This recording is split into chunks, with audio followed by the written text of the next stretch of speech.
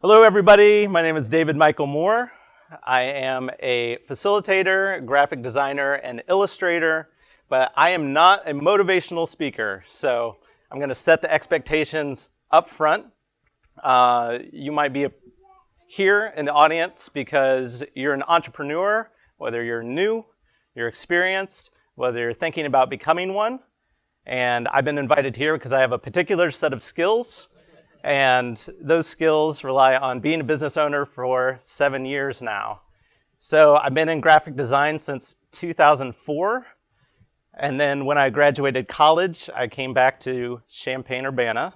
Spent 5 years working for a graphic design firm called Thunderstruck Design. Then I decided to go into business for myself full time. And that was 2012. And I wanted to specialize in illustration. And soon that became a practice called graphic facilitation. And graphic facilitation is a process of visual note-taking. So I'm brought into meeting rooms, boardrooms, to capture the conversation as it happens on a big banner in front of the room. And I use permanent marker and I use paper. And everybody involved in the experience, whether it be a visioning session or for brainstorming or for a strategic plan, we'll have a record was talked about and a visual record at that people want to come back to and learn. And then anybody that was not a part of the meeting can take a look at that record and get on board, be a part of the larger plan, and get on the same page as everybody that was in the meeting room that day. So I consider myself a visual practitioner. That kind of combines all those trades together, and I communicate messages visually. So what we're going to be talking about today is the skills that you would want to develop when you're thinking of going into business for yourself full time. So those three things that we're going to talk about today involve time, your mind, and your body. And good news, everyone, you have all those things already. So the question is not, can I go into business for myself, but do I want to go into business for myself? And hopefully by the end of this talk, you're going to have a better idea of the pros and cons and where to go from there. But also to keep managing expectations, what we're not talking about today is a business plan, a marketing plan, and we're not talking about money. These are three important things, not so much for starting a business, but for keeping it open. And so you're going to have to do some homework on your own if you are considering going into business for yourself. And if I could just highlight real quick why these are so important. Business plan, you're basically covering the fundamentals of what you do and how your business operates. It's important to write that out so you know and you're telling yourself all the time how this works. A marketing plan, how are you going to reach out to new clients, possibly branding, and money. We all need money. Money has to do with a lot of things. And in terms of being in business for yourself, it determines how many times you can fail and keep going because you still have some money in the bank. So that regards savings, that requires building a runway for yourself. So when you're ready to make the leap, that you are financially secure. So let's start with time. And there is an article, Inc.com, very recently, talking about the average workday an American worker puts in, and then how much time during that workday that they consider themselves productive. So let's start with how many hours an average worker puts in on an average day, and that's 8.8 hours. So whether that seems like a little too much or not enough, that may be a matter of opinion. Again, this is an average, but let's take a guess. So audience participation, how many hours of those 8.8 do you think you're productive? I see 2. I see 4. 3? Oh. Yes, 2 hours and 53 minutes. So, little caveat here. This is a study that was done in the UK with 2,000 workers. There's many factors, and here are a few of them. Here are some things that are considered unproductive time from those survey participants. Spending time reading news websites, an hour and 5 minutes. Checking social media, of course we all do that. Discussing non-work related things at work. Searching for new jobs, taking smoke breaks. Whether or not you consider these things valid things to do during your workday, the most important thing is when you go into business for yourself, you have control of all of this. And if the standard, if it's a low bar where you need to be more productive than 3 hours a day, then congratulations. That is a good stepping stone towards your next business. Of course, you want to be productive much longer than that. And I'm going to show you a couple ways that you can do that. First off, you need a timesheet. You need to keep a timesheet. So I'll share a little bit about how I manage my time. This is my desk here. You're seeing a grid system at the top and Post-its. So I can tell you that it's Tuesday, Monday, Tuesday, Wednesday, Thursday, Friday, and I have everything planned out for the week in 2-hour increments. So each Post-it is 2 hours, and I want to work 8 hours. And of course, there's a lot of approximation and all that. Sometimes I can do it faster, sometimes it's slower. But basically, I'm blocking out my day, and I like to put the Post-its on the board at either Monday or even Sunday night if possible. So I don't have to think about what I'm doing next. I can just move on to the next thing. This is a 2-week outlook, so if I felt like it, I could continue those Post-its on that bottom row. And then I'm keeping the timesheet here, and we'll talk more about that in a moment. So I also have a month outlook. So if you're not bored with Post-its already, you can create a lot more. What you're looking at here is a 5x9 foam core board, and each of these represents 2 hours. So I want to work at least 90 hours. These are billable hours a month, and then maybe a little overflow area. So if I get around to it, I can do some more work. And I'm pulling these off the month board, and I'm sticking them on the week board. And I'm doing this because I had a problem planning out how busy I was and how long I would be tied up with other projects. So you always want to be delivering stuff on time, and part of that is seeing with your eyes what your schedule looks like. And Post-its provide that a highly visual information where you can see, I can't add anything else to this month. So maybe I'm telling the next client, we're about a month out until I can squeeze you in. And I have done this because I have overworked myself. And you'll find out it's different for everybody how much you can work and how long you can sustain it. But this was put in place to guard against overwork. And speaking of that, you've heard the phrase, work smarter, not harder. I will agree with that. These first two seem like very boring rules, but stick with me because we're going to talk about the timesheet now in detail.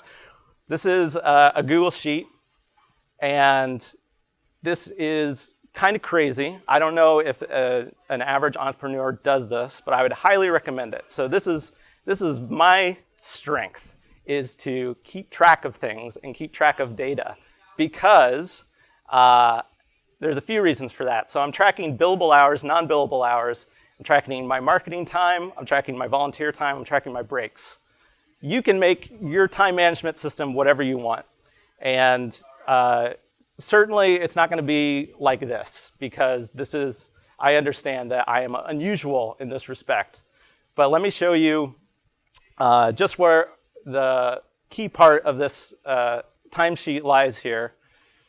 Real-time totals versus my estimated totals. So if I'm working an 8-hour day here, so this is Monday, and my time is totaled up, and I hit 8 hours, that means I'm done for the day. And I don't have to stress out about putting in more time, because you have a limited amount of energy during your day, as well as a limited amount of time, and you don't want to push yourself too hard, because the more time you spend one day, you're just going to take away from the other. So this is all about being sustainable. And the same goes with my billable hours. That's actually the more important thing. And if I do 6 hours of work, that counts as 8 hours of what I projected. That's great news because I can go home early if I wanted to, or I can put that work towards the next day. And you feel good knowing exactly where you're at. Whatever your timesheet looks like, you're looking to give yourself targets, maybe push yourself, see how much feels comfortable, and especially if you are working for yourself, you have the flexibility of when you work. So just going back to that timesheet really fast, the time during the day varies wildly, and I don't have as dependable of a schedule as most people because I have a new son. He's 15 months old, and therefore, it's very important to know that I put in the time that I've designated during the day. And therefore, that's the strength of the timesheet. Third, be better, not perfect. And this might apply more towards people who are in the creative fields. But just speaking for myself personally, I can put 80% into my vision for the project, what I would consider perfect, to deliver an exceptional piece or product and deliver it on time. And the gap from 80% to 100% will double the time of the project. You can spin your wheels a lot trying to make things perfect, and I came from a background where perfect was maybe not enforced, but it was very important. So part of being a business owner is recognizing when to let go and when to call things done and know that you can do a very good job and do better the next time.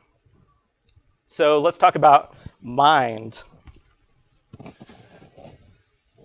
How many people have heard the quote, "Choose a job you love and you'll never work a day in your life"? All right, that's false. And I'll reiterate that I'm not a motivational speaker. In fact, I'm just kidding a little bit. But the goal is, the right mindset is knowing that work is work. So what you're passionate about will become work. And it will go by much faster if you are doing what you love. But being a business owner is about doing all kinds of work, not just the things you love, but the things like managing your time, being with clients, all sorts of different business owner skill sets that come along with being a business owner. So you need to understand your passion, you need to understand the limits, and you should be as clear as you can with yourself. It helps to write this stuff down. Just try to define what exactly you want to do, what's going to bring you the most fulfillment and the most joy, and whether it lines up with a need that you can build a business around. You also need to journal about what you're afraid of, because these things are going to hold you back and prevent you from taking the necessary risks to grow your business. Also, you need to be prepared to be stressed. So it's very important to understand, basically have some healthy habits, especially healthy mental habits, in order to deal with the stress that's inevitably going to come around time or money or whatever is happening in the moment. Myself in particular, so there's a couple of different ways that you can handle stress, and some of the things that I like that gets me out of bed in the morning is music, like YouTube playlists, and I prepared both at this link, so you can go to davidmoore.com/boost, and you can get the music I'm listening to and a YouTube playlist that's honestly ridiculous and a bit juvenile, but it's lighthearted, it gets you pumped. It's going to be whatever you love, and a lot of times keeping your mind focused and fighting burnout, possibly some depression that just comes from a burden of keeping your business open and being preoccupied with that. You're going to have to figure out ways to disconnect, ways to get recharged, ways to get happy. So body is about your diet, it's about your sleep habits, it's about exercise, and I'll share a quick story about before I went into business for myself, I had a mentor that was very important to me that was actually pushing me to take that leap, and I definitely needed a push. And so we were on a call, and we would check in every once in a while, and I would tell him about a problem I was having, and he would come back with ways to think through that. So one of the things that I was struggling with was waking up in the morning, just having the energy. So I was already doing a 40-hour work week, so thinking about doing additional work to get ready to, launch a business. So, I was really fighting a lot of things, and I was basically asking him, like, how do you get up in the morning? And he was just like, well, you just get up. And it is, and, I kept, kind of pressing him and everything. He seemed very disinterested in the question itself. And I totally get it now, because these are disciplines that nobody else can help you with. These are things that you build in yourself. So there's a lot of self-motivation and self-discipline that's involved with being a good business owner, and part of that is making good trades. And you can also phrase this as making sacrifices, but I don't want you to kill yourself over your work. So we make good trades, meaning that if I have work that I need to do very early in the morning, I get a good night's sleep, and I make sure that I turn off my phone and electronics and anything that's going to help me get a good night's sleep for that morning. And it's a trade, because going into business for yourself, you think, I get to do what I love, and I get to come home and I get to do what I love. But a lot of times, what you do as a hobby or what you do for fun has to be traded for what you do for work. So, that doesn't mean that you have to give it up completely for work, but you have to recognize what is the right trade for you to take that next step in your business. Dress for the job you want. Advice a lot of people have, and I agree with. So if you can work for yourself, you can work from home usually, and you can work in your PJs if you wanted to. But that, I found from my personal experience, really diminishes my productivity, and you're more likely to, be on social media, like just surf the web. The way you view yourself has a lot to do with how you work. So let's support work by dressing for the part, and you also get to choose your environment. So I worked for myself in a basement for a year, in my house basement, and that was not good. And it saved money, but it did not do good things for meeting other people, networking, doing the things that support getting recognized for your work. So in my mind, the natural next step was to get an office space, and we had a co-working space called Champaign-Urbana I was a part of for 5 years. And now I'm in Logic. It's another co-working space in Champaign, and I have free passes up front. So if you want to check it out sometime, ask me questions about it. I'd love to tell you more about it. But you would be surprised the environment of other people doing work. And there doesn't have to be people talking. There doesn't have to be anything else in a space other than people being productive. And you will naturally be more productive. And being in a co-working space gives you a great opportunity to meet other people and take a break and just like hang with other people that might also be on their break. So, being a business owner can be lonely. Choose your environment, make choices that make you more productive. So here's the list. Here's everything that I've told you about. 9 steps. I kept it in sets of 3, so there's a good rhythm to it. And you're looking at this list. I'm going to rewrite a few of them here on the next page just to make the summary a little more descriptive.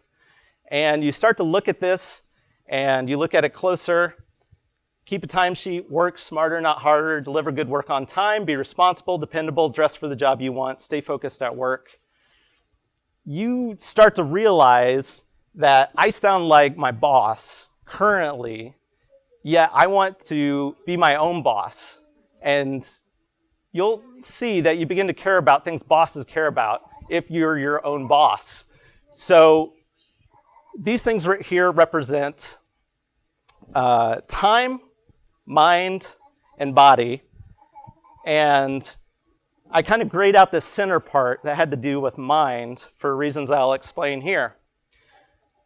First off, your mind is solely yours, and it's something that your boss, if you're employed by somebody right now, does not have control over. So these things you can do wherever you are, wherever you work.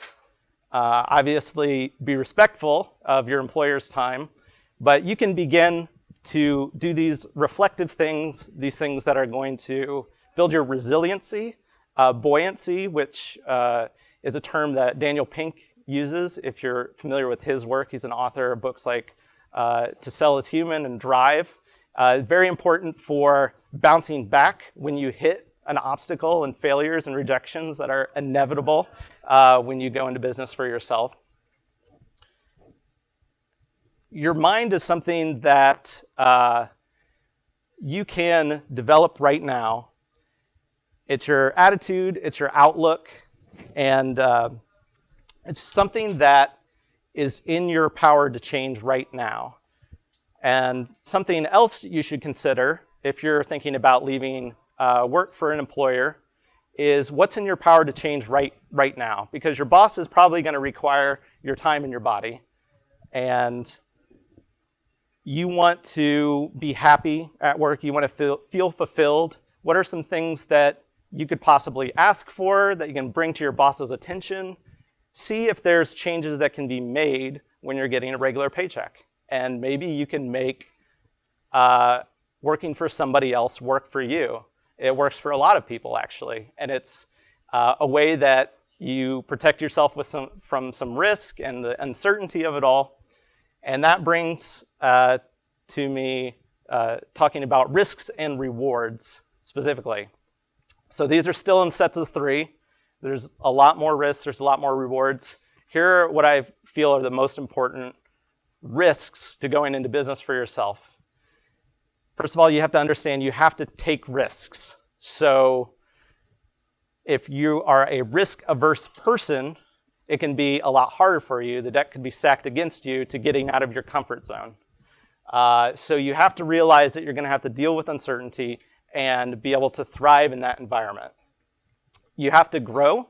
So if you're working for someone else, your boss wants you to grow, but it's up to you. Like, your professional development is largely up to you. And if you want to coast where you're at an office job, you're allowed to do that. And that might be nice for you. But when you're working for yourself, there's no coasting. You got to grow, and you got to grow to another level than where you were before each year. And you have to deal with money. Money is a big problem for me, or at least it was when I first started out. And my attitude toward money held me back in many different ways. So if you are afraid to talk about money, if you're afraid to get help regarding money, you're going to have a lot more challenges going forward. So make sure that that's addressed. And the rewards: autonomy, flexibility, growth. This is my last slide, ladies and gentlemen, so I'm going to gussy it up a little bit.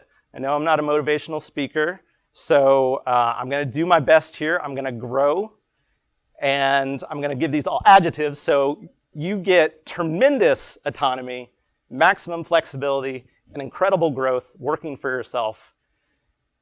I can't understate this, really. These have been fantastic for me. So autonomy, you get to control how you spend your time, what clients you take on a lot of times. What you do, the decisions you make correlate to what you earn and the effort that you put into your business. So that's awesome. Maximum flexibility. Again, if you have an irregular work schedule, you can still make that work. And for me, it allows me more time with my son, which is priceless, honestly, sincerely, and incredible growth. So you have to grow to survive in this business, in whatever business that you pursue. And so you start to see a lot of changes in yourself, and it feels good. It feels good to look back and see where you've been and kind of how fast you've progressed, because your business needs you and needs you to be your best self. So thank you.